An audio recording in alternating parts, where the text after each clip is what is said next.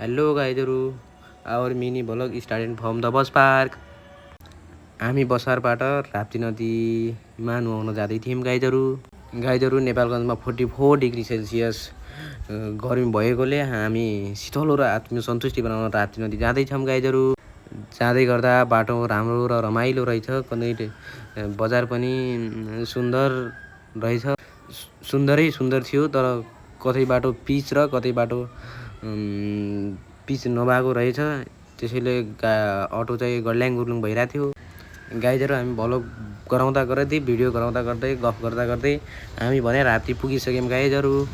Finally पुगिसकेपछि हामी नुहाउने भनेर नदीतर्फ लाग्दै थियौँ, तर नदीमा बिलेट र सिसा फालेको कारणले धेरैजनाको खुट्टा काटिएको रहेछ। अनि नदी फोहोर पनि अत्याधिकै रहेछ। नदीमा पुरै फोहोर भएकै कारणले हामी नदीमा पौडी खेल्ने कि नखेल्ने भनेर कन्फ्युज भयो। एकचोटि पुलमा आएर हामीले यस्तो चारैतर्फ हेऱ्यौँ। अनि गाइजहरू, चारैतर्फ हेरिसकेपछि सबै पौडी खेलिरहेको देख्यौँ। अनि हामी पनि खेल्नुपर्छ भनेर नदीतर्फ लाग्यौँ गाइजहरू। नदीमा चाहिँ नेपालगञ्जबाटै गएको भाइहरू खेल्दै थिए।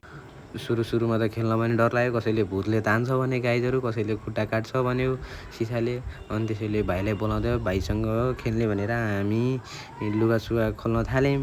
अनि म र अङ्कल खेल्न लुगासुगा खोल्यौँ। अनि हामी नदीतिर लाग्यौँ र हामीले त्यहाँ गएर फोटोसोटो पनि क्लिक गरिसक्यौँ गाइजहरू। म र अङ्कल भने पानीमा छिर्दै थियौँ, तर पानी भने बहुत तातो थियो र अलिक फोहोर पनि थियो, बालुवा थियो।